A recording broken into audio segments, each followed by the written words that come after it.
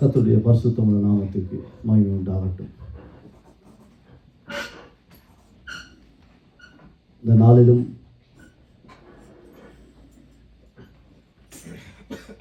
ஆண்டவரை ஆராதிக்க, அவருடைய வார்த்தையை கேட்க இந்த இடத்திலே கூடி வந்திருக்கிற ஒவ்வொருவரையும் இயேசு கிறிஸ்துவின் நாமத்தினால் ஜீவோலி திருச்சபையின் சார்பாக நாங்கள் உங்கள் ஒவ்வொருவரையும் வாழ்த்தி வரவேற்றுக் கொள்கிறோம். ஆண்டவர் நல்லவராக இருக்கிறார். இன்றைக்கு எத்தனையோ ஜனங்கள், புகழைக்குள்ளே இருக்க வேண்டிய ஜனங்கள் இன்றைக்கு புகழைக்குள்ளே இல்லை. ஆனாலும் இன்றைக்கு நாங்கள் ஒவ்வொருவரும் வந்தது எங்களுடைய பலத்தினால் அல்ல, அவர் எங்களை உந்தி தள்ளி தன்னுடைய பேழைக்குள்ளே அடக்கி தன்னை ஆராதிக்க, தன்னுடைய வார்த்தையை கேட்க இன்றைக்கு எங்களுக்கு இந்த நாள் ஆசீர்வதித்து தந்திருக்கிறார். அதான் சத்தியம். கர்த்தருடைய பரிசுத்தமுள்ள நாமத்துக்கு ஸ்தோத்திரம். இந்த நாளில் நாங்கள் ஆதியாகமும் 2வது அதிகாரம் 17வது வசனத்தை வாசிப்போம்.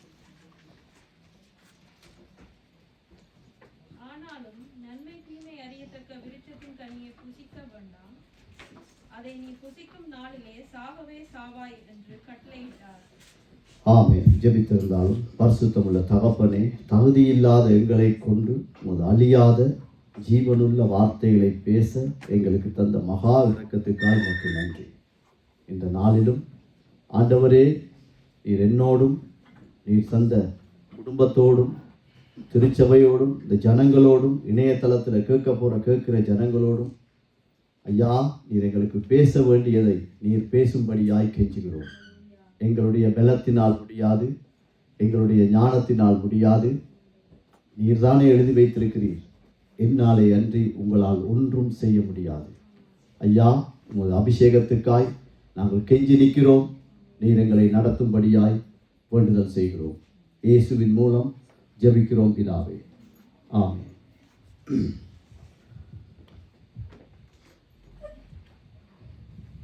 ஆண்டவர் முதலாவது மனிதனை உருவாக்கின பிற்பாடு அவனுக்கு கொடுத்த முதலாவது கட்டளை, இந்த கனியை புசிக்கும் நாளிலே நீ சாவாய். இன்றைய நாளிலும் இந்த வேதாகம வார்த்தைக்கு ஒரு தலைப்பை கொடுக்க முடியுமானால், நன்மை தீமை அறிந்தவன் செத்தவனா? நன்மை தீமை அறிந்தவன் சாக முடியுமா? நன்மை தீமை ஞானம் உள்ளவன் அவன் மரித்து உயிரற்றவனாய் போக முடியுமா என்ற தலைப்பிலே நாங்கள் இந்த வசனத்தை பரிசுத்த ஆவியானவர் எங்களுக்கு தியானிக்க உதவி செய்யட்டும். கர்த்தருடைய பரிசுத்தமுள்ள நாமத்துக்கு ஸ்தோத்திரம். இந்த தேசத்திலே நன்மைக்காக போராடுகிற தேசங்கள் அதிகம். நன்மைக்காக, பாதுகாப்புக்காக முயற்சி செய்கிற ராஜாக்கள் அதிகம். உதாரணத்துக்கு இன்றைக்கு தேசங்களிலே யுத்தம். காரணம் என்ன? தன்னுடைய ஜனத்தை, தன்னுடைய தேசத்தை தான் பாதுகாக்க. அவனுக்கு நன்மை தீமை தெரிந்தபடியால் இன்னொரு தேசம், இன்னொரு இனம் எங்கள் தேசத்தை, எங்களுடைய இனத்தை விழுங்காதபடிக்கு அவன் தன்னுடைய பலத்தை எந்த அளவுக்கு கூட்ட முடியுமோ இன்றைக்கு கூட்டிக் கொண்டிருப்பதை இன்றைக்கு நாங்கள் உலக நாடுகள் மத்தியிலே பார்க்கக்கூடியதாக இருக்குது. ஆயுதங்கள் எதற்காக? சாதாரண ஒரு ஆயுதம் தொடங்கி இன்றைக்கு அணுகுண்டு வரைக்கும் அவன் உருவாக்கினது அவனுடைய நன்மை தீமை அறிந்த மனுஷன். இன்றைக்கு ரஷ்யா உக்ரைன் எடுத்துக்கொண்டால், ரஷ்யாவுக்கு, என்னுடைய தேசத்துக்கு, உன்னுடைய நாட்டினுடைய, உன்னுடைய ஐக்கியம், நீ நேட்டோ என்று சொல்லக்கூடிய சர்வதேச இராணுவத்தோடு நீ இணையும் போது என் நிலத்துக்கு ஆபத்து, என் இனத்துக்கு ஆபத்து, என் தேசத்துக்கு ஆபத்து. ஆதலால் தான் இந்த போர். இன்றைக்கு அமெரிக்கா ஈரானை எடுத்துக்கொண்டால், அணு உலைகளை, அணு உண்டை நீ வைத்திருக்கிறாய், இது எங்களுக்கு பாதுகாப்பு இல்லை, உன்னை சுற்றி இருக்கிற ஜனங்களுக்கு பாதுகாப்பு இல்லை. காரணம், அவன் நன்மை தீமை அறிந்த மனுஷனுடைய சிந்தனை வடிவம். யுத்தத்துக்கு ஒரு அறிக்கை, யுத்தத்துக்கு செலவிடுகிற பணத்திலே 10% ஒதுக்கி வைத்தால் இந்த உலகத்தில் ஒரு ஏழை கூட இருக்காது என்று அவங்களோட அறிக்கை சொல்லுது. 10% இந்த ஆயுதங்கள் உருவாக்கி, அது ஆயுத கப்பல்களாக இருக்கலாம், அணுகுண்டாக இருக்கலாம், என்னவா இருக்கலாம், இந்த யுத்தத்துக்கு பணத்தை ஒதுக்குற பணத்தில் 10%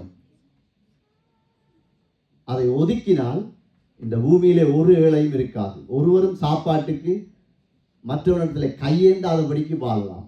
ஆனாலும் நன்மை தீமை அறிந்த மனுஷனுடைய அறிவு இப்படிப்பட்டதாக இருக்கிறது. ஆதியாகமம் 2வது அதிகாரம் 17வது வசனத்தின்படி தேவனுடைய நன்மை தீமை, அதனுடைய பொருள் என்ன?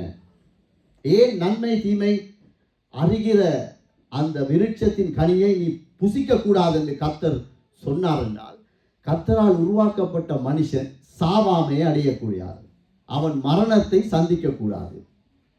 இதுதான் அவருடைய நோக்கமாயிருந்தது. மனிதன் சாவை அல்லது அழிவை மேற்கொள்ள ஜெயிக்கக்கூடிய ஒரே ஒரு ஆயுதம் என்னென்றால் கர்த்தருக்கு கீழ்ப்படிதல் தான். கடவுளுக்கு கீழ்ப்படிந்தால் போதும், வேறொன்றும் அவன் செய்ய தேவையில்லை. கடவுளுக்கு கீழ்ப்படிந்தால் அவனுடைய அழிவில் நின்று, மரணத்தில் நின்று கர்த்தர் அவனை பாதுகாக்க வல்லவராயிருக்கிறார். ஆதியாகமம் 3வது அதிகாரம் 3வது வசனம் துவக்கி 6வது வசனம் வரைக்கும் ஒவ்வொன்றாய் வாசிப்போம்.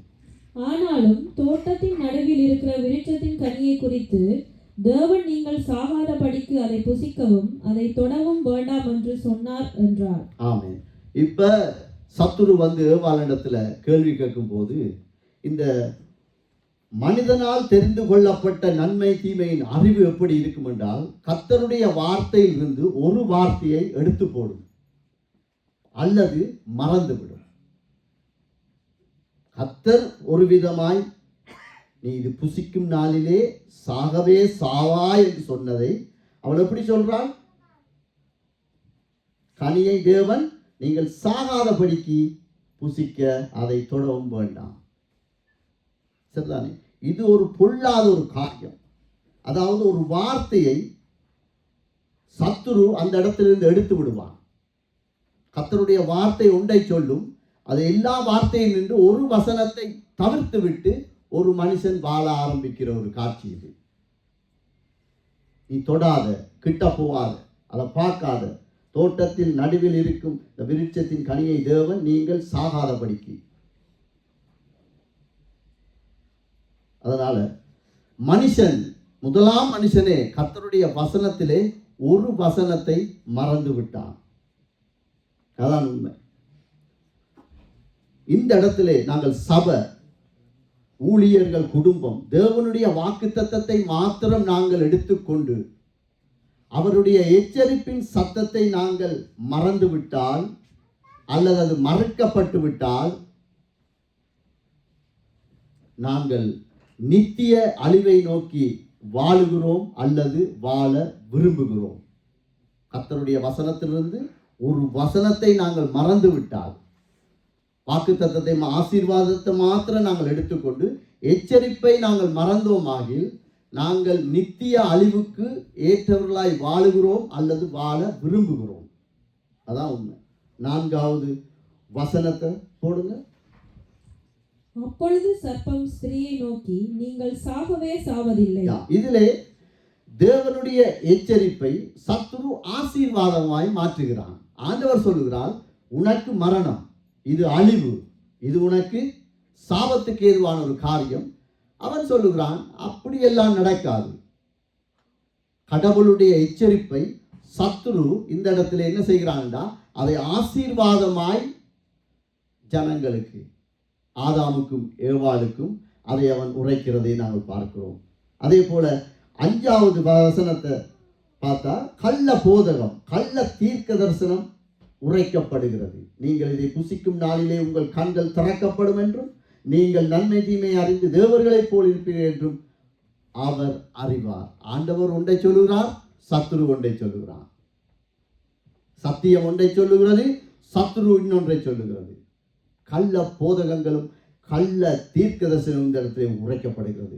6வது வசனம், ஆத்துமா வெறுப்பதை சரீரம் இச்சிக்கிற ஒரு காட்சி. அப்பொழுது ஸ்திரியானவள் அந்த விருட்சம் புசிப்புக்கும் நல்லது, பார்வைக்கு இன்பமும், புத்தியை தெரிவிக்கிறதற்கு இச்சிக்கப்படத்தக்க, தனக்கு விரும்புகிறது. ஆத்துமா வெறுக்க வேண்டிய ஒரு பாவத்தை சரீரம் என்ன செய்யுதுன்னா இச்சிக்குது. சத்தியத்தை மறுதலிக்கக்கூடிய, ஆண்டவரை ஏற்றுக்கொள்ளாதவருடைய விளக்கம் என்ன? அநேகருடைய பிரசங்கங்களிலே, அநேகருடைய அதாவது ஆண்டவருடைய வசனத்தை மாற்றி பேசக்கூடியவருடைய சாட்சி என்ன? ஆண்டவரை அறிந்தவர்களாயிருக்கலாம், அறியாதவர்களாயிருக்கலாம். ஆதியாகமம் 1:28 போடுங்க, வாசிங்கம்மா. ஆதியாகமம் 1:28. பின்பு தேவன் அவர்களை நோக்கி, நீங்கள் பலுகி பெருகி. ஆமென், போதும். இப்ப அநேகருடைய கூற்று என்னவென்றால், பிசாசு ஏவாளை வஞ்சித்தது பிற்பாடுதான் ஆதாமுக்கும் ஏவாளுக்கும் பால் உணர்வு என்ற அந்த செக்ஷுவல் ஃபீலிங் வந்தது என்று அநேகருடைய வாக்குவாதமாக இருக்கு. ஆனா 2ஆம் அதிகாரத்துக்கு முதலாம் அதிகாரத்திலே ஆண்டவர் சொல்லிட்டார், நீங்கள் பலுகி பெருகுங்கள். அதாவது இந்த பூமியிலே தன்னுடைய பிள்ளைகள் பலுகி பெறுவது தேவனுக்கு சித்தமாயிருந்தது. ஒரு ஆணும் பெண்ணும் பேசிக்கொள்வதால் பலுகி பெருக முடியாது. கைகளை கொடுத்து வணக்கம் அப்படியெல்லாம் சொன்னதால பெருக முடியாது. கர்த்தரிடத்தில் இந்த திட்டம் இருக்கிறது. ஆனால் அநேகருடைய போதனை எப்படி இருக்குன்னு சொன்னால், பாவம் செய்தபடியால் தான் ஏவாளோடு சத்துரு அவன் உடலுறவு வைத்துக் கொண்டது நிமித்தம் தான் இந்த நன்மை தீமையான காரியங்கள் வெளிப்பட்டதுன்னு சொல்றான். இல்லை, தேவனே எங்களுக்குள்ளே இருக்கிற பலுகி பெருகக்கூடிய பாலுணர்வை கர்த்தர் வைத்தார். அவர்தான் உருவாக்கம். அவர் எதை உருவாக்கினாலும் சரியாய் நேர்த்தியாய் உருவாக்கக்கூடிய நல்ல பரிசுத்தம் உள்ள தெய்வம். மனிதனுடைய இந்த ஞானத்தின் விளைவு என்ன? அவன் தேவன் இதை செய்யாதே, புசியாதே, இது உனக்கு சாபமாயிருக்கும் என்று சொன்ன வார்த்தையை மீறினபடியால் இந்த மனிதனுக்கு ஒரு ஞானம் வந்து விட்டது. அந்த ஞானத்தின் விளையம் என்ன? அந்த ஞானம் என்ன செய்யும் என்று நாங்கள் வாசிப்போமானால், ஆதியாகமம் 3ஆம் அதிகாரம் 10வது வசனம், 12வது வசனம், 13வது வசனத்தை நாங்கள் பார்த்தா, தேவ ஞானத்தை பெற வேண்டிய மனிதன் அதற்கு அவன், நான் தேவரீருடைய சத்தத்தை தோட்டத்திலே கேட்டு நான் நிர்வாணியாய் இருக்கிறேன். இந்த மனிதனுடைய ஞானம், ஆண்டவருடைய சத்தியத்தை விட்டு திரும்புகிற ஒரு மனுஷனுடைய ஞானம் எதை கொண்டு வரும் என்றால், அவனுக்கு வெட்கத்தை கொண்டு வந்து விட்டது. அவன் நிர்வாணியாய் இருக்கிறேன் என்று அவன் அறிக்கையிடுகிறான். 12-13வது வசனம், சுயத்தையும் சுய நீதியையும் அறிக்கையிடுவதை நாங்கள் பார்க்கிறோம். அதற்கு ஆதாம், என்னுடனே இருக்கும்படி தேவரீர் தந்த ஸ்ரீயானவன் அவ்விருட்சத்தின் கனியை எனக்கு கொடுத்தார். அவன் ஒரு வார்த்தை சொல்லியிருக்கலாம், ஆண்டவரே நான் செய்தது பிழை, நான் உங்களுக்கு விரோதமாய் நான் பாவம் செய்து விட்டேன் என்று அவன் அப்படியே புழுதியிலே தன் வாயை பொத்திக்கொண்டு இருந்திருப்பானால், தன்னுடைய பாவத்தை ஒத்துக்கொண்டிருப்பானால், அவன் ஒத்துக்கொள்ளவில்லை. இதான் மனித ஞானம், மனித அறிவு. சுய பாதுகாப்பை தேடுகிறான். அவன் குற்றம் சாட்டுகிறான், தேவரீர் நீர் தந்த ஸ்திரீ தந்தால் நான் சாப்பிட்டேன். ஸ்திரீ என்ன சொல்லுகிறான்? சர்ப்பம் என்னை வஞ்சித்தது. இதுதான் இதனுடைய நிலை. முதலாவது கடவுளுடைய ஞானத்தை விட்டு, சத்தியத்தை விட்டு, அவருடைய அறிவை விட்டு வழி தப்பி போகிற ஒவ்வொரு மனுஷனுக்கும் இதுதான் நடக்கும். நாங்கள் தேடுவோம் ஒன்றை, ஆனால் இறுதியிலே நாங்கள் நிர்வாணிகளாய் வெட்கத்திலே நிற்கக்கூடிய ஒரு இடத்துக்கு நாங்கள் மனுஷன் வந்து விட்டான். ஆதியாகமம் 4ஆம் அதிகாரம் 6வது வசனம் 7வது வசனம். அப்பொழுது கர்த்தர் காயினை நோக்கி, உனக்கு ஏன் எரிச்சல் உண்டாயிற்று? உன் முகநாடி ஏன் வேறுபட்டது? வேறுபட்டது? இதனுடைய விளைவு என்ன தெரியுமா? முதலாவது இந்த உலகத்தின் தாய் தகப்பனுடைய முதற் கனி, முதல் வித்து, அவன் எந்த நிலையில இருக்கிறான்னு பாருங்க. முதல் பிள்ளை இந்த உலகத்துக்கு ஆதாமும் ஏவாளும் ஆண்டவரால் உருவாக்கப்பட்ட பின் சத்திய வேதத்தின் படி முதலாவது மனுஷனுடைய அவனுடைய சுயத்தின் அல்லது சுயநீதியின் கற்ப பிறப்பு எரிச்சல். கொஞ்சம் யோசிச்சு பாருங்க, ஆண்டவர் எவ்வளவு வேதனைப்பட்டிருப்பார். முதல் மனுஷன், முதல் மனுஷி, அவனுடைய கற்ப பிறப்பே எரிச்சல் உள்ளதாக இருந்திருக்கிறது.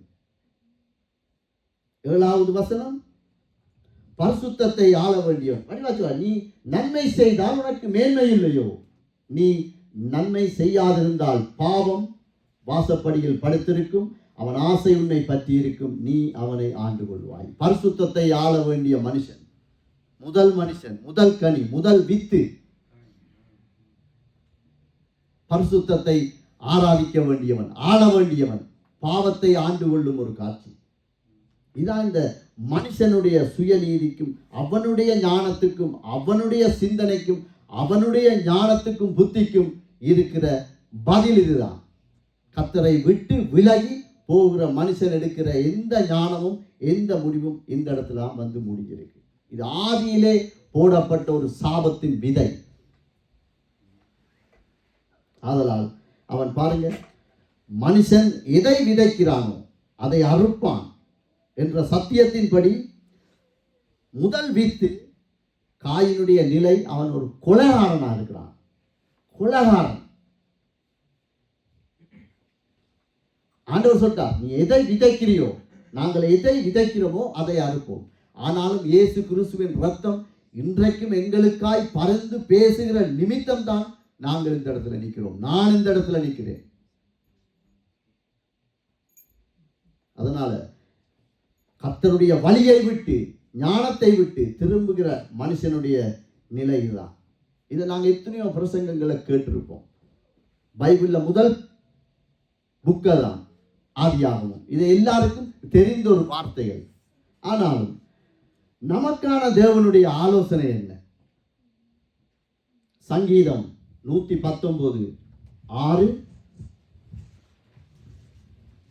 நான் உம்முடைய கற்பனைகளை எல்லாம் கண்ணோக்கும் போது வெட்கப்படுவதில்லை. ஆமென். நாங்கள் இந்த உலகத்திலே, குடும்பத்திலே, சபையிலே, எந்த இடத்திலும் நானும் நீங்களும் வெட்கமடையாமல் இருக்க, நிர்வாணிகளா என்ற அந்த உணர்வு எங்களுக்குள் வராமல் இருக்க அவருடைய கற்பனைகளுக்கு கீழ்ப்படியும். ரோமர் 10:11 அதுக்கு சேர்ந்தொரு அவரை விசுவாசிக்கிறவனோ அவன் வெட்கப்படுவதில்லை என்று வேதம் சொல்லுகிறது. ஆண்டவருடைய வசனத்தை நம்புகிற ஒரு மனுஷன், கடவுளுடைய வார்த்தை இது சத்தியம், நான் பாவி, இந்த இடத்திலிருந்து நான் மீண்டு வருவன், ஆண்டவர் என்னுடைய பாவத்திலிருந்து என்னை மீட்டுக் கொள்வார் என்று விசுவாசிக்கிற மனுஷன் வெட்கமடைய மாட்டான். சமுதாயம் சொல்லும், எங்களோடு கூட இருந்தவங்க சொல்லுவாங்க, படித்தவங்க சொல்லுவாங்க. கர்த்தரோ அவர் எங்களை வெட்கமாய் நடத்தவே மாட்டார். அவர் நல்ல ஒரு தகப்பன். அவர் ஏன் எப்போது வெட்கத்தை நாங்க அடையாமல் இருக்கலாம்? 1 பேதுரு 1வது அதிகாரம் 18வது வசனம் 19வது வசனம் 318வது பக்கம், புதிய ஏற்பாடு. அவரோடே கூட நாங்கள் பரிசுத்த பர்வதத்தில் உங்கள் முன்னோர்களால் 1 பேதுரு 1வது அதிகாரம் 18வது வசனம் 19வது வசனம். உங்கள் முன்னோர்களால் பாரம்பரியமாய் நீங்கள் அனுசரித்து வந்த வீணான நடத்தையை நின்று அழிவுள்ள வஸ்துக்களாகிய வெள்ளியினாலும் பொன்னினாலும் மீட்கப்படாமல். ஆமென். இது எங்களுக்கு ஒரு டிஃபென்ஸ், ஒரு பாதுகாப்பு. அதாவது 18வது வசனத்தை போடுங்கம்மா. உங்கள் முன்னோர்கள், எங்களுடைய தாய் தகப்பன் பாட்டி தாத்தா இவங்கெல்லாம் இருக்காங்களோ, அவர்களால் பாரம்பரியமாய் நீங்கள் அனுசரித்து வந்த வீணான நடத்தை நின்று அழிவுள்ள வஸ்துக்களாகிய வெள்ளியினாலும் அது பாரம்பரியங்கள். என்னை எடுத்துக்கொண்டா எங்களை ஆட்சி இருந்தா அம்மாவை நாங்கள் அம்மம்மான்னு சொல்லுவாங்க, நாங்கள் ஆட்சின்னு தான் சொல்லுவோம்.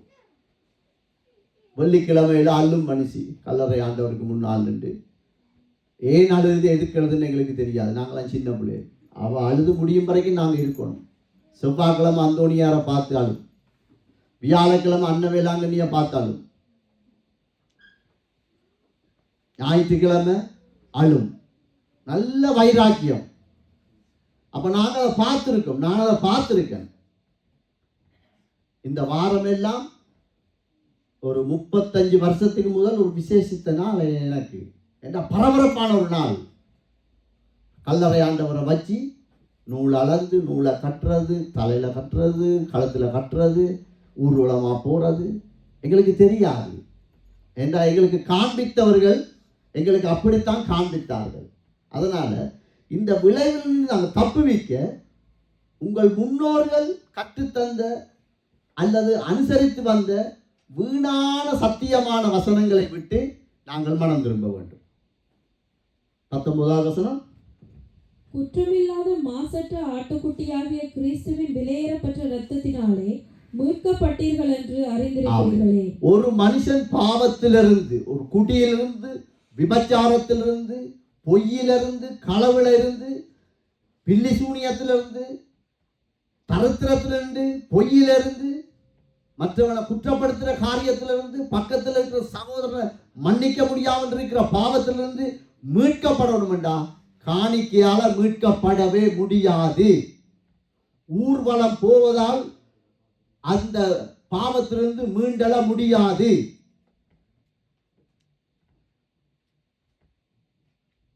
மலை ஏறினால் முடியாது, தீ கொளித்தால் முடியாது, என்ன செஞ்சாலும் முடியாது. ஒரே ஒரு வழிதான் இருக்கு. குற்றமில்லாத மாசற்ற ஆட்டுக்குட்டி யாகிய இயேசு கிறிஸ்துவின் விலையேற பெற்றத்தின் இரத்தத்தினால் அல்லாமல் எங்களுக்கு விடுதலை இல்லை.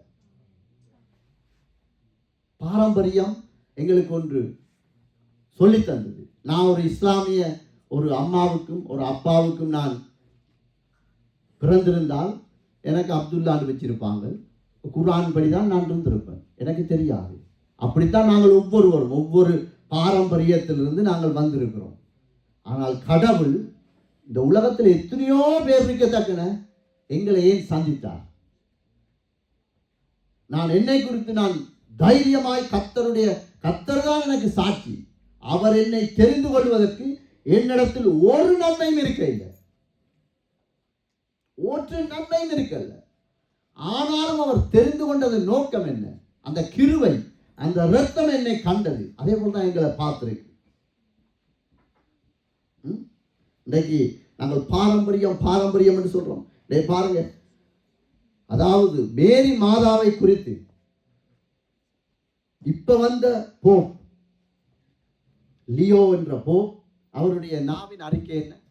ரோமன் கத்தோலிக்கம் என்ற ஒரு பெரிய ஒரு சபை, இந்த உலகத்திலே ஆண் பலம், பணபலம், எல்லா பலமும் கூடின ஒரு சபை தான் ரோமன் கத்தோலிக்கம். அந்த பாரம்பரியத்திலிருந்து பின்புலத்திலிருந்து வந்தவர் தான் நான். அந்த போப் லியோ அவருடைய அறிக்கை என்ன தெரியுமா? 5ஆம் மாதம் 5ஆம் திகதி நவம்பர் மாதம் 2025ஆம் ஆண்டு அவருடைய அறிக்கை ஒன்று வெளிவந்தது.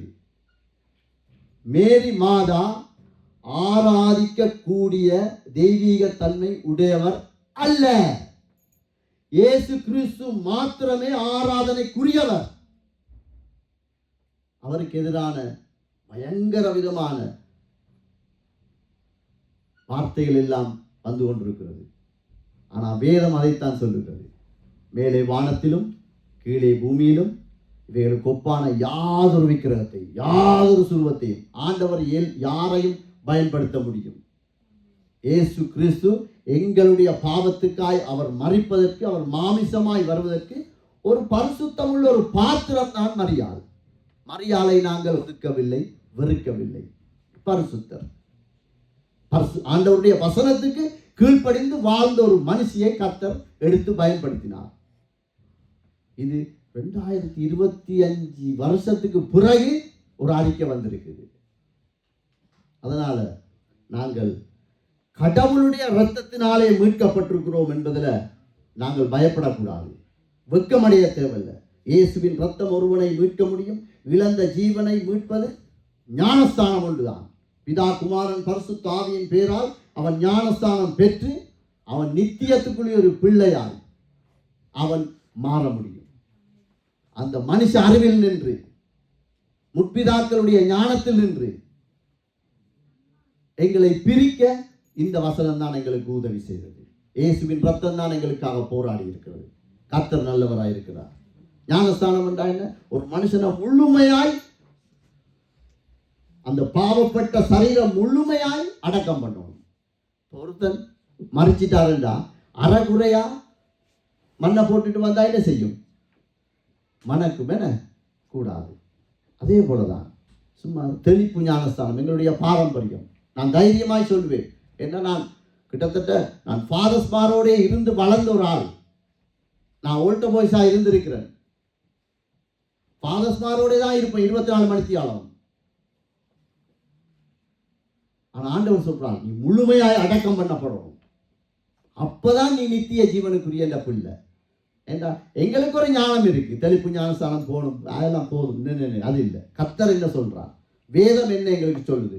அவருடைய வசனத்துக்கு கீழ்ப்படுகிற பிள்ளையத்தான் ஆண்டவர் வெட்கமடையாமல் பாதுகாப்பார். எல்லாரையும் பாதுகாக்க மாட்டார். அவர் ஒரு லோ வச்சா லோ வச்சேதான். அதனால நாங்கள் இந்த காரியத்துல நாங்கள் சரியா ஞானஸ்தானம் எடுக்காதவங்க யோசிங்க, இந்த வார்த்தைகளை வாசிங்க. நான் முழுவதுமாய் அடக்கம் பண்ணப்படணும். கையை மட்டும் கொடுக்கக்கூடாது, காலை மட்டும் கொடுக்கக்கூடாது. உச்சம் தலைந்து உள்ளங்கால் வரைக்கும் பலன் இருக்காது. நீங்க யாரும் நினைக்காங்க ஞானஸ்தானம் எடுத்த உடனே நாங்க அப்படியே தேவதூதர் மாதிரி. நான் எத்தனையோ தரம் விழுந்திருக்கேன். இந்த பரிசுத்த வேதாமத்துல செகண்ட் சான்ஸ் வாங்காத ஒரு பரிசுத்தவானை நீங்க காட்டலாது. எல்லாரும் விழுந்தெழுப்பினவங்க தான். ஆனால் நாங்கள் கர்த்தருடைய வசனத்துக்கு கீழ்ப்படியும் போது அவர் எங்களை மீட்டெடுக்க வல்லவராக இருக்கிறார். அந்த மனித ஞானத்திலிருந்து, உலக திட்டத்திலிருந்து, உலக வழக்கத்திலிருந்து எங்களை அவர் வேறு விரித்து விடுவார். காரணம், அவருக்கு விருப்பம் இல்லை நாங்கள் நிர்வாணியாய் நிற்கிறது. எங்க பிள்ளைகள் வெட்கப்பட்டு நிற்கிறது பரலோகத்துக்கு விருப்பம் இல்லை. அதனால நாங்க என்னத்துக்காக இயேசு வந்தார்? உலகம் முழுவதும் ஓசன்னா படிக்கிறோம், ஓலை அப்படியே மடிச்சு குருசா செய்து கொடுப்போம், எல்லாம் செய்வோம். பார வள்ளிக்கிழமை பெரிய வள்ளி எல்லாம் சரி. ஆனா வசனம் இருக்கா எங்களுக்குள்ள? முற்பிதாக்களுடைய சட்ட திட்டங்களை நாங்கள் கை கொள்ள கூடாது. மீட்கப்பட்ட சபை, ஊழியர், குடும்பம், இப்படிப்பட்ட நாங்கள் ஒவ்வொருவரும் கடவுள் எங்களை பார்க்கிற ஒரு கேள்வி என்ன? இப்ப நாங்கள் இயேசு கிறிஸ்துவின் ரத்தத்தினால கழுவப்பட்ட, பாவம் மன்னிக்கப்பட்ட ஜனங்களாய் இந்த இடத்துல இருக்கிறோம். எங்களை குறித்து ஆண்டவர் ஒரு கேள்வி கேட்டா எப்படி இருக்கும்? எடுத்து வாசிப்போம். கொலோசியர் 2வது அதிகாரம் 20வது வசனம், 21வது வசனம் +23b பகுதி. நீங்கள் கிறிஸ்துவுடனே கூட உலகத்தின் வழிபாடுகளுக்கு மரித்ததுண்டானால் இன்னும் உலக வழக்கத்தின்படி பிழைக்கிறவர்கள் போல நீங்க இயேசு கிறிஸ்துவின் ரத்தத்தினால நானும் என் வீட்டாரும் நாங்கள் பாவத்திலிருந்து விடுதலை பெற்றால் உலக வழக்கத்தின்படி 2 எஜமான்களுக்கு நாங்கள் எப்படி வாழ முடியும் என்று கேட்கிறார். 2 பேருக்கு நாங்கள் எப்படி ஆராதனை செய்வது? அதான் இந்த வசனத்துடைய பொருள். என்னுடைய இரத்தத்தினால் மீட்கப்பட்டேன் என்று ஓசன்னா படிக்கலாம், இயேசு நல்லவர் என்று சொல்லலாம், இயேசு கிறிஸ்துவின் ரத்தம் என்னை மீட்டது என்று சொல்லலாம். ஆனால் 2 எஜமான்களுக்கு நாங்கள் எப்படி வேலை செய்வது என்று கர்த்தரை பார்த்து கேட்கிறார். 21வது வசனம், மனுஷருடைய கற்பனைகளின் படியும் போதகங்களின் படியும் நடந்து தொடாதே, ருசி பாராதே, தூண்டாதே என்கிற கட்டளைகளுக்கு உட்படுகிறது என்ன? ஆமென். கடவுள் ஒரு வார்த்தையை சொல்லி இருக்கிறார், ஒரு வேதத்தை எழுதி வைத்திருக்கிறார், ஒரு லோவை தந்திருக்கார், ஒரு ஆண்டவருடைய ஒரு கட்டளை இருக்கிறது. அதை விட்டுட்டு மனுஷருடைய கற்பனையின்படி, போதனைப்படி நடந்து நீ தொடாதப்பா, புசியாதப்பா, அப்படி செய்யாத, அப்படி பேசாத, அப்படி சிந்திக்காத, பாடி லாங்குவேஜால் அப்படி காட்டாத என்று சொல்லும் போது நீ எப்படி இதை செய்ய முடியும்? நாங்க யாரோடு நட்பு வச்சிருக்கிறோம் என்ற முக்கியம். எங்களோட உடுப்புல கவனமா இருக்கணும், மிச்சம் கவனமா இருக்கணும். பாரம்பரியம் ஒன்றை சொல்லும், நாங்க ஐரோப்பால இருக்கிறோம், அதெல்லாம் நோமல் இல்லை. ஏனென்றால் இயேசு கிறிஸ்துவின் ரத்தத்தினால நான் மீட்கப்பட்ட ஒரு பிள்ளை, இயேசு கிறிஸ்துவின் ரத்தத்தினால நான் மீட்கப்பட்ட ஒரு குடும்ப தலைவன், ஒரு தலைவி, ஒரு ஊழியக்காரன். மனுஷருடைய வழக்கத்தின்படி எங்களுடைய அலங்காரமோ எங்களுடைய நட்போ இருக்கவே கூடாது. ஆண்டவர் கேட்கிறார், எப்படி இதெல்லாம் கட்டளை உட்படுறது என்ன? 23வது வசனம் பி பகுதி. இவைகள் மாம்சத்தை பேணுகிறதற்கு ஒழிய மற்றொன்றிற்கும் பிரயோஜனப்படாது. இதெல்லாம் என்னத்துக்குன்னு சொன்னா எங்களை ஆத்துமாவை திருப்திப்படுத்த இல்லை, எங்களை ஆத்துமாவை நித்திய ஜீவனுக்குள்ள நாங்க கொண்டு போய் சேர்க்கிறதுக்கல்ல, எங்களுடைய சரீரத்தை நாங்கள் திருப்திப்படுத்தவே. இது ஒரு பொல்லாத ஒரு இடத்துல இந்த இடத்துல நாங்கள் நிற்போமானால் மிகவும் ஒரு ஆபத்தான ஒரு நிலை. மாம்சம் பெருமை, அவ்வளவுதான், முடிந்தது. இதனால தேவன் ஒரு நாளும் எங்கள் குடும்பத்தில் மகிமைப்பட முடியாது. வாலிப பிள்ளையே உன்னுடைய வாழ்க்கையில மகிமைப்படவே மாட்டார். நாங்கள் ஊழியக்காரனா இருந்து கொண்டாலும் எங்களுடைய வாழ்க்கையிலே கர்த்தர் மகிமைப்பட முடியாது. ஏண்டா அத்தனையும் இவைகள் மாம்சத்துக்காகத்தான், வேறொன்றுக்காக இல்லை. பரிசுத்தத்துக்குரிய எந்த ஒரு ஆதாரமும் இல்லை. அதனால நாங்கள் எல்லாத்துலேயும் கவனமாக இருக்கணும். நாங்கள் ஸ்கூலுக்கு போகக்குள்ள, ஓகர் ஸ்கூல் போகக்குள்ள, யூனிவர்சிட்டியில் படிக்கக்குள்ள, இப்பெல்லாம் யூனிவர்சிட்டியில் போய் என் புள்ள படித்தா என் பிள்ளைய பற்றி விசாரிக்கலாது. என்ன அப்படித்தானே? பெல்ஜியத்தில் ஒரு பிள்ளைய குறித்து பெல்ஜிய அம்மா போய் கேட்டதுக்கு ஸ்கூலால் ஃபோன் பண்ணி விட்டுட்டவங்க. அந்த பிள்ளைக்கு 18 வயசாச்சு, அந்த பிள்ளை எல்லாம் பார்த்துக்கொள்ளும், நீஞ்ச பக்கம் வரக்கூடாது. பிள்ளை படிக்குதோ இல்லையோ அது ஒன்றும் பிரச்சனை இல்லை, பிள்ளைய பற்றி நீஞ்ச வந்து விசாரிக்கக்கூடாது. எங்களோட வாலிப பிள்ளைய சட்டை போட்டால், உடுப்பு போட்டால் மிச்சம் கவனமாக இருக்கணும். கழுத்தில் இருந்து 1.5 இன்ச்சு 2 இன்ச்சு தான் உங்களோட நிற்க இருக்கணும். உலக வழக்கத்தின்படியெல்லாம் நாங்கள் போட இயலாது, வாழ இயலாது. சத்துரு மெதுவாய்த்தான் வருவான். மிச்சம் கவனமாக இருக்கணும். நாங்கள் யாரோட நட்பு வச்சிருக்கோம் நீங்க உங்களுக்கு தான் தெரியும். இயேசுவை அறிந்து உண்மையிலேயே கடவுளுடைய வசனத்துக்கு பயப்படுற ஒரு ஃப்ரெண்டா இருக்கணும். சரிதானே? அவங்களும் சர்ச்சுக்கு போறாங்க, 2 போனா அவங்க சர்ச்சுக்கு போயிட்டு மிச்சம் அந்த ஆவி எங்களுக்குள்ள கிரியை செய்யும். சத்துருவின் நோக்கம் என்னன்னா எங்களை நிர்வாணமாய் நிப்பாட்டும். ஆண்டவர் போராடி கொண்டிருக்கிறார். நீ உட்படுறது என்ன? நீ எப்படி இப்படி இருக்கலாம்? நாங்கள் மிச்சம் கவனமா இருக்கணும். ஐக்கியப்படுறோம் கர்த்தரை மறுதலிக்கிற மனிதர்களோடு அவர்களை நாங்கள் பாவிகள் என்று தள்ளுவதில்லை. நாங்கள் அவர்களோடு பிணைக்கப்படக்கூடாது, இணைக்கப்படக்கூடாது. எங்களுடைய வெளிச்சம் தான் அவர்களுக்குள்ள போகணுமே தவிர அந்த இருள் எங்களுக்குள் வரக்கூடாது. அதனால நாங்கள் மிச்சம் கவனமா இருக்கோம். எவைகளில் நாம் பிணைக்கப்படக்கூடாது. 2 கொரிந்தியர் 6வது அதிகாரம் 14வது வசனம் 15வது வசனம். அந்நிய அனுபவத்திலே அவிசுவாசிகளுடன் பிணைக்கப்படாது. இது எல்லாரும் கூடுதலாக நான் கேட்ட மட்டத்தில் இந்த திருமண உடன்படிக்கையை பற்றி தான் இவர்கள் சொல்லுவாங்க. இப்போ யாராவது ஒரு வாலிப பிள்ளை ஏதாவது ஒரு பிள்ளைய லவ் பண்ணிட்டு சொன்னால் அது ஒரு ஏற்றுக்கொள்ளாத ஒரு ஆண் பிள்ளையா இருக்கலாம், இல்லாட்டி ஒரு பெண் பிள்ளையா இருக்கலாம். உடனே சொல்லுவாங்க அந்நிய அனுபவத்தோட நீ. அதுக்கு மட்டும்தான் இந்த வசனங்களை கூடுதலாக பாவிக்கிறத நான் பார்த்துருக்கேன். ஆனால் வேதம் அப்படி சொல்லலை. நட்பு, உடை, திருமணம், ஊழியம் எல்லாவற்றிலும் நாங்கள் உண்மை உள்ளவர்களாக இருக்கணும். பிணைக்கப்படக்கூடாது. அவன் சபைக்கு போறவனா தான் இருப்பான். இன்னைக்கு எத்தனையோ பேருக்கு யாரையும் நான் குற்றப்படுத்தலை, உங்களுடைய விசுவாசத்தை நான் உழுக்க விரும்பல. ஆனாலும் இன்றைக்கு நான் ஆண்டவர் போட்ட பிச்சை தான் நான் இன்றைக்கு நிற்கிறேன், வேற ஒன்றுமே இல்லை. அவருடைய பிச்சையில நான் நிற்கிறேன். நாங்கள் யாரையும் குற்றப்படுத்த இல்லை இந்த இடத்துல, அதையுடைய வேலையும் இல்லை. ஆனா நாங்கள் எல்லாவற்றிலும் கடவுளோடு பிணைக்கப்பட்ட ஜனங்களோடு தான் எங்களுடைய உறவு முறை வச்சிருக்கோம், எங்களுடைய நடத்தை வச்சிருக்கோம். அதுல நாங்கள் மிச்சம் கவனமா இருக்கணும். இன்றைக்கு உதாரணமா நீங்க அண்மையில் இலங்கையில் பெத்த பிள்ளை அந்த தாயை கொலை செய்வதற்கு தன்னுடைய கணவனுக்கு உதவி செய்திருக்காள். எப்படி உதவி செய்திருக்காள்டா, பெத்த தாயில 2 காலையும் அமர்த்தி பிடிச்ச கணவன் அல்லது காதலன் அந்த தாயை கழுத்தை நெரிச்சு கொலை செய்கிற அளவுக்கு அந்த பெண் பிள்ளையினுடைய இருதயம் அப்படி ஆயிற்று. யோசிச்சு பாருங்க. இன்றைக்கெல்லாம் நியூஸ் என்றோம், செய்தி என்றோம். நாங்க இயேசு ஆண்டவர் பிள்ளைகள் நடக்காது அசட்டையா இருந்தால் எங்களுடைய சந்ததிக்கு இந்த நிலை வரக்கூடாது. யோசிச்சு பாருங்க.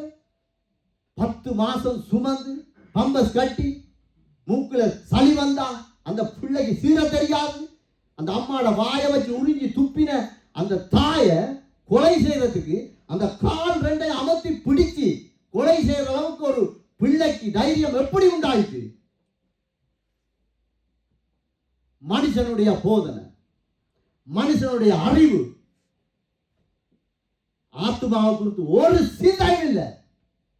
என் அம்மா பெத்த தாயை ஒருத்தன் கொலை செய்யறாயா, நான் ஹெல்ப் பண்றேன். எப்படி இது? நாங்க ஏதோ யூடியூப்ல நியூஸ் போகுது, அங்க ஸ்ரீலங்கால எப்படியாம், ஆப்பிரிக்கால எப்படியாம், பெல்ஜியத்தில் எப்படியாம் கொண்டிருக்கிறோம். கர்த்தரை விட்டு அவருடைய ஞானத்தை விட்டு வழிகளை போருடைய உச்சமைதான். மிச்சம் கவனமா இருக்கணும். இப்படி எத்தனையோ உதாரணங்களை நாங்கள் காட்டிக்கொண்டே போகலாம். தேவ ஞானத்தை, அவருடைய ஞானத்துக்கு கீழ்ப்படிந்தவனுடைய மேன்மை என்ன? யோவான் 16:13, 152வது பக்கம். யோவான் 16:13. சத்திய ஆவியாகி அவர் வரும்போது சகல சத்தியத்துக்குள்ளும் உங்களை நடத்துவார். அவர் தம்முடைய சுயமாய் பேசாமல் தாம் கேள்விப்பட்டவைகளை யாவையும் சொல்லி வரப்போகிற காரியங்களையும். இதுதான் கர்த்தருடைய அறிவு. கர்த்தருடைய ஞானத்துக்குள்ள இருக்கிற மனுஷனுடைய வெளிப்பாடு இப்படித்தான் இருக்கும். என்ன? எப்போது சத்திய ஆவியானவர் எங்களுக்குள்ள கிரியை செய்ய முடியும்? அந்நிய பாஷை பேசினால் கிரியை செய்ய முடியுமா? அது ஒரு வரம். அதுக்கு நான் எதிரானவன் இல்லை. அது ஒரு தாளந்து, ஒரு வரம், அவ்வளவுதான். ஆனால் உண்மையிலே பரிசுத்த ஆவியானவருடைய அபிஷேகத்தை பெற்ற ஒரு வாலிப பிள்ளை, ஒரு குடும்பம், ஒரு ஊழியன், ஒரு சபை சகல சத்தியத்துக்குள்ளும் தன்னை நடத்தும். விழாமை இல்லை. 18, 17, 19, 20 வயசு வந்தோன அந்த ஹோமோன்கள் வேலை செய்யும், செக்ஷுவல் ஃபீலிங் வரும். ஆனாலும் சத்தியத்துக்குள்ள நாங்கள் எழும்பும் போது அது சத்தியத்துக்குள்ள எங்களை கொண்டு நடத்தும். அப்படி நடத்தும் போது நடக்கிற ஒரு பிள்ளை, நடக்கிற ஒரு ஊழியன், நடக்கிற ஒரு வாலிபன், நடக்கிற ஒரு சபை பரிசுத்த ஆவியை அபிஷேகத்தை பெற்றவன். வேதம் அப்படித்தான் கற்பிக்கிறது. ஆவியானவர் நமக்குள்ள அதைத்தான் அவர் முதலாவது செய்வார். சத்தியத்துக்குள்ளா நடத்துவார். சும்மா அந்நிய பாஷை பேச்சு போட்டு அதே வாயால தேசனிக்குள்ள அவளை பத்தி பேசுறது, இவரை பத்தி பேசுறதுன்னா அந்த அபிஷேகம் பொய். ஒருவனிடத்துல நான் யாக்கோபு பிரதருக்கு நான் விரோதமாய் நான் பேசிவிட்டேன் என்றால், பரிசுத்த ஆவியானவர் எனக்குள்ள இருந்தால் அன்று இரவு எனக்கு நித்திரை வராது. அன்று இரவு நான் நித்திரைக்கு போக முதல் ஆண்டவர் எனக்குள்ள இருப்பாரானால், ஆண்டவருடைய ஆவிக்கு நான் இடம் கொடுப்பேன் என்றால், நான் அவருக்கு நேரடியாக போயோ போன் பண்ணியோ மன்னிப்பு கேட்டுருவேன். இதான் சத்தியத்துக்குள்ள நடத்துறது. நாங்கள் சொல்றோம் இயேசு கிறிஸ்துவின் ரத்தத்தினால் மீட்கப்பட்டோம், உண்மைதான். அப்படிப்பட்ட மனிதனத்திலே இருக்க வேண்டிய மேன்மையான காரியம் இதுதான். அதை விட எதிர்காலத்தை குறித்து ஆண்டவர்களோட பேசுவார் என்று இருக்கு. ஆண்டவரோட பொய் சொல்ல மாட்டார். எதிர்காலத்தை குறித்து பேச வேண்டாம். உன் பிள்ளையை பற்றி, உன்னுடைய மேற்படிப்பை பற்றி, நீ என்ன படிக்கணும் என்று நீ எல்லாம் அப்படியே மண்டையை போட்டு அவன் ஒன்று சொல்லுவான், இவன் ஒன்று சொல்லுவான். அது படித்தா சரி வராது, இது படித்தா சரி வராது. சத்தியத்துக்குள் ஆவியாக இருக்கும்போது சரியான வழியில கொண்டு போவார். திருமண காரியத்தில் நான் திருப்பியும் சொல்றேன், ஞானஸ்தானம் எடுத்த எந்த ஒரு வாலிபனையும், எந்த ஒரு வாலிப பிள்ளையும் நீங்க சூஸ் பண்ண முடியாது. டொஸ்போட்டெல்லாம் அடிக்கலாது. தேவ சித்தத்தின்படி தான் கேட்கணும். தேவ சித்தத்தின்படி தான் கேட்கணும். அது நீங்க யாரா இருந்தாலும் சரிதான். எதிர்காலத்தை குறித்து ஆண்டவர் எங்களோட பேசுவார். நாங்க அதுக்கெல்லாம் தராதரம் உள்ளவர்களா? யோசிச்சு பாருங்க. எதிர்காலத்தை குறித்து எங்களோட பேசுவார். உங்க குடும்பத்தை நீ எப்படி நடத்தணும், பேரப்பிள்ளையில எப்படி நடத்தணும் என்றெல்லாம் ஆண்டவர்களோட பேசுவார். பொய் சொல்லல. வரப்போகிற காரியங்களை உங்களுக்கு அறிவிப்பார். ஏதாவது பிரச்சனை வருதா உனக்கு எச்சரித்து காத்துக் கொள்வார். இதுதான் பரிசுத்த ஆவியானவர் எங்களுக்குள்ள இருக்கிற மேன்மை. இதுல நாங்க கவனமா இருக்கணும். இந்த ஞானம் யாருக்கு அருளப்படும்? சுயத்தையும் சுயநீதியையும் வேரோடு அழிக்கிற ஒரு வாக்குத்தத்தம் இருக்கு. எல்லாருக்கும் இந்த அபிஷேகம், இந்த நாங்க என்னன்னா எலியாவின் தேவன் பாட்டு படிக்கக்குள்ள ஆட்டிச்சு ராம்சரில் ஆட்டிச்சு அக்கினி இறக்கும் அங்க இறங்காத ஒன்றும். ஆரோ மனுஷன் படிச்ச பாட்டு, அவன் ஏதோ காலையில எழும்பி 5 மணிக்கு 3 மணிக்கு எழுப்பி உபவாசத்தோடு ஜபிக்கிற நேரம் அவருக்கு வேத வார்த்தையின்படி ஒரு பாடலை, அது ஓகே, அதுல ஒரு இதுவும் இல்லை. ஆனா நாங்க படிக்கிறதால அக்கினி எங்களுக்குள்ள இறங்காது. யாரா இருந்தாலும் சரிதான், சரிதானே? இந்த சுயத்தையும் சுயநீதியை நாங்கள் வேரோடு அழிக்கக்கூடிய ஒரு வாக்குத்தத்தம் ஒன்று இருக்கு. யோவான் 13 3வது அதிகாரம் தொடக்கம் 5 வரைக்கும். தம்முடைய கையில் பிதா எல்லாவற்றையும் ஒப்பு கொடுத்தார் என்பதை பார்க்கணும். இப்ப இயேசு கிறிஸ்து சொல்றார், இந்த வானத்தையும் பூமியை உண்டாக்கின சர்வ வல்லமுள்ள தெய்வம் பிதாவானவர் சகலவற்றையும் அவருடைய கையிலே ஒப்பு கொடுத்தார் என்று அறிந்து தாம் தேவனிடத்திலிருந்து வந்ததையும் தேவனிடத்துக்கு போக போறதையும் இயேசு அறிந்து,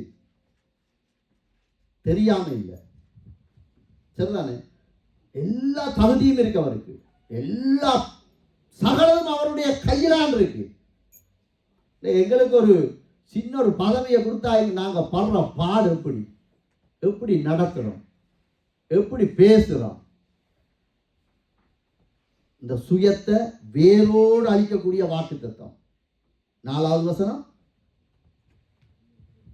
போஜனத்தை விட்டெழுந்து வஸ்திரங்களை கலற்றி ஒரு சீலையை எடுத்து அறையிலே கட்டிக்கொண்டு. 5வது வசனம், பின்பு பாத்திரத்தில் தண்ணீரை பார்த்து சீசருடைய கால்களை கழுவத் தொடங்கினார்.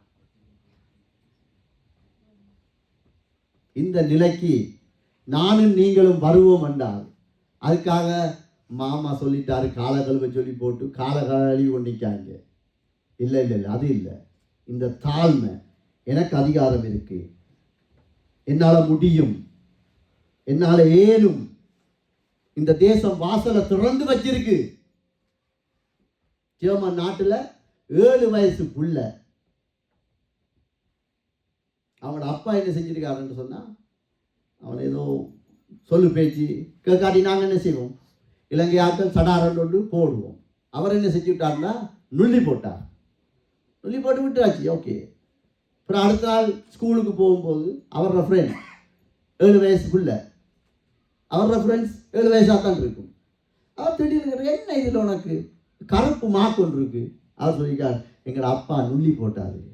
அவன் வைத்தியக்காரா, இப்படி செய்யலாம் தெரியுமா உனக்கு? 7 வயசு பிள்ளை. இது சட்டத்தின்படி குற்றம் தெரியுமா? பள்ளிக்கூடம் முடிய அந்த 2 பேரும் இந்த பொடியன் அவனை போலீஸ் ஸ்டேஷனுக்கு கொண்டு போய் வாக்குமூலம் கொடுத்து பெத்த தகப்பன் 6 மாதம் சிறையிலே அடைக்கப்பட்டான்.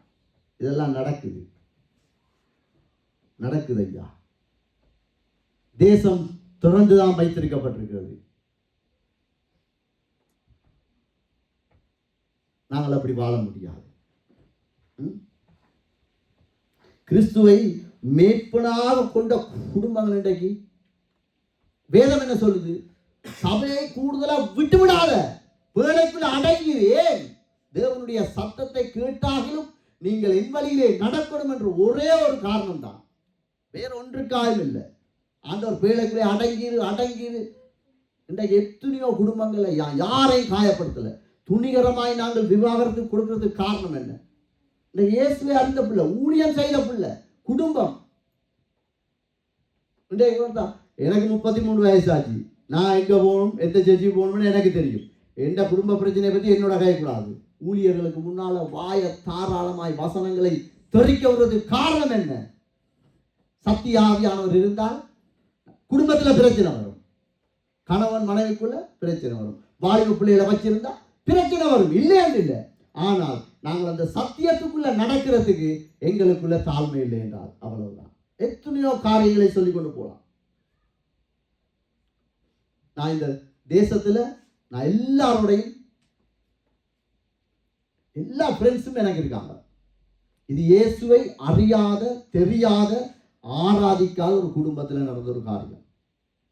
அவரோட குடும்பத்தில் ஒரு பிரச்சனை வந்துட்டு, அவரோட நல்ல ஃப்ரெண்ட், நண்பர், நாங்கள் அப்படித்தானே. இப்போ எந்த வீட்டில் ஏதாவது பிரச்சனை, அண்ணன் இப்படி ஒரு பிரச்சனை நாங்கள் அடிச்சு சொல்லுவோம். எங்களால் தாங்க இயலாது, ஏதாவது எங்களுக்கு ஒரு ஆலோசனை வரும், அந்த ஒரு இதுக்கு தான் அவர் கூப்பிட அவங்களும் வந்து கணவன் மனைவியாக வந்து பேசி, இல்லை பிள்ளை இப்படியெல்லாம் செய்யக்கூடாது, சண்டை பிடிக்கக்கூடாது சொல்லி போட்டு கடைசியாக அந்த வந்தவங்க என்ன தெரியுமா அந்த மனைவிக்கு ஆலோசனை கொடுத்தாங்க. ஃப்ரெண்ட் அவரோட அப்படி அங்கால போயிட்டு மச்சான் இங்கே வா அப்படி இப்படின்னு அவரை சேவ் பண்ணி கொண்டிருக்கக்குள்ள இஞ்சால மனைவி காய்ச்சி கொண்டிருக்கோம். உங்களுக்கு பிரச்சனை வாழை பிடிக்கலன்ட்டு சொன்னால் இங்கே நோமல் சரியா, இங்கே சிஆவே ஒன்று இருக்கு, அதுக்கு போய் நீங்கள் பயந்தீங்கன்னா அவங்களே டிவோர்ஸ் எடுத்துருவாங்க. இதுக்கே நீங்கள் யோசிக்கிறீங்க. எப்படி ஆலோசனை பற்றி நட்பு, எங்களுடைய நட்பு யாரோட இருக்கு, எங்களுடைய நட்பு முக்கியம். ஆனால் அந்த பிள்ளை உண்மையிலே கர்த்தரை அறியாத பிள்ளையா இருந்தாலும் ஞானமான ஒரு பிள்ளை. அந்த பிள்ளை பேசாமல் இருந்துட்டு இவங்கெல்லாம் போன பிறகு இவர் வந்து கத்தக்குள்ள சொன்னாராம், நீங்கள் யாரையும் கூப்பிடுங்க, இவங்கள கூப்பிடாங்க எங்களோட குடும்ப பிரச்சனைக்கு. ஏன்னு கேட்க அவங்க இப்படி ஒரு ஐடியாவை சொல்லி ஃபோன் நம்பர், வெப்சைட் எல்லாம் கொடுத்துட்டு போயிட்டாங்க. அந்த பிள்ளை தூக்கி போட்டுட்டாப்பா உண்ட ஃப்ரெண்ட். பார்த்தீங்களா எங்கேருந்து இங்கே வருதுண்டு. நாங்கள் அப்படி இசை போட அதான் சொல்லணும், மிச்சம் கவனமாக இருக்கணும். பரிசுத்த ஆவியானவர் எனக்குள் இருந்தால் நான் மன்னிக்க தயாராக இருப்பேன். மறக்கிறதுக்கு எனக்கு ரெடி. 5 வருஷத்துக்கு முதல் இவன் இப்படி சொன்னானே, இவன் இப்படி பேசினானே என்ற இடத்துக்கு என்னுடைய இருதயம் போகாது, போக விடாது. காரணம் சத்தியம் என்ன சொல்லுது, அவரே சகலமும் அவருடைய கையில் இருக்கும் போதே பிதாவின் சித்தத்தின் படியே நான் வாழ்வேன் என்று அவரே தாழ்மையாய் காட்டிக் கொடுக்கிறவனுடைய காலையும் கழுவ முடியுமானால் நானும் நீங்களும் எம்மாத்திரம். சரிதானே? நாங்கள் மிச்சம் கவனமாக இருக்கணும். இயேசுவின் பிள்ளை, உயிர்த்த ஞாயிறு வரப்போகுது, ஆண்டவர் உயிர்த்தெழுந்தார், அல்லேலூயாலாம் நாங்கள் பாட போகிறோம். சரிதானே? நாங்கள் இந்த காரியத்தில், இந்த வசனத்துக்கு, இந்த சத்தியத்துக்கு நானும் நீங்களும் சரியா பிள்ளையான்னு நானும் நீங்களும் தான் நிதானிக்கணும். நாம எதை செய்தாலும் எதை கேட்டாலும் வைராக்கியமாய் தேட வேண்டும். ஒரே ஒரு காரியம் தான், ஒரே ஒரு காரியம். நான் அப்படித்தான் ஜெபம் பண்ணது. கர்த்தரை அறியாத, கர்த்தரை சிநேகிக்காத, தேவனை மறுதலிக்கிற எந்த ஒரு சந்ததியும் கர்த்தர் தந்த இந்த 3 பிள்ளைகள் வரவே கூடாது, வரவே கூடாது. அந்நிய நுகத்தோடு பிணைக்கப்படாத வரவே கூடாது. கர்த்தரை மறுதலிக்க வரவே கூடாது. ஐரோப்பாவில் இங்க பிறந்த பிள்ளை பிரதர் அப்படித்தான் இருக்கும் இல்ல. இயேசுவின் ரத்தத்தினால கழுவப்பட்ட பிள்ளைக்கு விசேஷித்த ஒரு நாமம் இருக்குது. அதனுடைய ஆத்மா நித்திய ஜீவனுக்குரியது. வடிவத்து இருளுக்கும் ஒளிக்கும் சம்பந்தம் இல்லை. இப்ப இந்த ஹோல் அப்படியே ஃபுல்லா இருட்டாயிட்டு ஒரு சின்ன போல் ஒரு லைட் அடிச்சா என்ன செய்யும்? இருள் போயிடும். அதுக்காக தான் என்னை உங்களை ஆண்டவர் கிருபையாயே மன்னித்திருக்கிறார், தட்டி எழுப்பி இருக்கிறார், இந்த பேழைகளை அடைத்து வைத்திருக்கிறார். எங்களுடைய பலத்தினால, எங்களுடைய ஜெபத்தினால, எங்களுடைய பரிசுத்தத்தினால நாங்க ஆண்டவரை தேட இல்லை. அவரோட கிருபை. நாங்க விழுந்தாலும் சரி, ஞாயிற்றுக்கிழமை போகணுமன்ற ஒரு உணர்வு எங்களுக்குள்ள பரிசுத்த ஆவியானவர் போட்டு, இன்றைக்காவது போ, இந்த சபைக்கு போ, ஆண்டவர் போண்டு ஆண்டவர் தள்ளிக்கொண்டே இருக்கிறது. காரணம் என்னென்றா, அவர் எங்களை நிர்வாணியாய் பார்க்க அவருக்கு விருப்பமே இல்லை. இதுதான் உண்மை. நாங்கள் தோற்று போன நிலையிலே எங்கள் குடும்பம் நிற்பதை கர்த்தர் பார்க்க விரும்பாத கர்த்தர். இப்படிப்பட்ட சபை, குடும்பம், வாலிபர், ஊழியக்காரன் கர்த்தரை உண்மையாக தேடி வந்திருக்கார். ஆண்டவர் இதைத்தான் தேடுகிறார். இன்றைக்கு உயிர்த்த ஞாயிறு வரப்போகுது, வார வெள்ளிக்கிழமை சிலுவை பாதாரிக்க எல்லாம் சரி. ஆனா கடவுள் தேடி வந்தது அவருடைய வார்த்தைக்கு கீழ்ப்படுகிற ஒரு குடும்பத்தை. அவருடைய வார்த்தைக்கு கீழ்ப்படுகிற ஒரு வாலிப பிள்ளைய சேர்ற கூட்டம் அப்படித்தான் சொல்லும். இந்த நோமல் அம்மா அப்பா ஒரு நாளும் சொல்ல மாட்டோம் தானே, நாங்க புள்ள நீ இப்படி போனீங்கண்டா நான் உனக்கு செத்துருவேன் ஒரு நாளும் தாய் தப்பு நாங்கள் சொல்ல மாட்டோம். ஏன் தெரியுமா? நாங்கள் உங்களை வாழ வைக்கணும்னு தான் முயற்சித்து கொண்டே இருப்போம். நாங்கள் செத்தாவோட நிலைமை என்ன? நாங்கள் உயிரோடு இருக்கக்குள்ளே இந்த பாடு. நீங்கள் எங்கே போறீங்க? ஏன் போகக்கூடாது? இத்தனை மணிக்குள்ள ஏன் வரக்கூடாது? அங்கே ஏழையெல்லாம் சாகுது, ஏன் தகிச்சு போகக்கூடாது? ஏன் ஜபிக்கணும்? எல்லாம் நோமல். இப்படியெல்லாம் நாங்கள் உயிரோடு இருக்கக்குள்ளே நீங்க எங்களை போட்டு ஆற்றபடியா எங்களால் சொல்லேடாது. நான் உனக்கு உயிரை விடுவேன். ஆனா சத்துரு சொல்ல வைப்பான், ஒருத்திய சொல்ல வைப்பான், நான் கீறி கொள்ளுவன், நான் செத்துருவன். எல்லாம் போய் எப்படியாவது வஞ்சனையை கொடுத்து எங்களுக்கு மேலே இருக்கிற அபிஷேகத்தை சத்துரு நிர்வாணமாய் நிற்கத்தான் இத்தனை போராட்டம். அதை நீங்க புரிஞ்சு கொள்ளுங்க. எந்த தாய் தகப்பனும் கூட தன் சொந்த பிள்ளை வெட்கப்பட்டு நிற்கிறத விரும்பாது. ஒரு விபச்சாரியுடைய பிள்ளைய கூட விபச்சாரி ஒழிச்சுத்தான் வளர்ப்பாள். நான் தான் இதுல போயிட்டேன், இந்த பிள்ளைய நான் காப்பாற்றணும். மனுஷனுக்கே அப்படிப்பட்ட உணர்வு இருக்கு. கர்த்தர் இன்றைக்கு அப்படிப்பட்டவனை தேடி வந்திருக்கிறார். இன்றைக்கு மனுஷிய மன்னிக்க முடியலையா? போய் விழுது அழு. சத்தியத்துக்காக ஆண்டவரே எனக்கு உதவி செய்யுங்க. புருஷனுக்கு கீழ்ப்படி ஏறாதா? போய் விழுது அழு. வெட்கப்பட்டா பரவாயில்ல, வெட்கப்பட வேண்டியது பிசாசு. ஆண்டவர் அதை நினைச்சு சந்தோஷப்படுவார். அப்பாவை நான் காயப்படுத்திட்டேன், அம்மாவை நான் காயப்படுத்திட்டேன், மூத்தவங்களுக்கு நான் இடம் கொடுக்கல, ஊழியக்காரனை நான் அவமானமாக நினைச்சிட்டேன், அசட்டையா நினைச்சிட்டேன், எனக்கு போட்ட ஊழியத்தில் நான் உண்மையா இல்லை. ஆண்டவர் சொல்றார் அழு. இந்த உலகத்தின் ஞானம் பொல்லாது.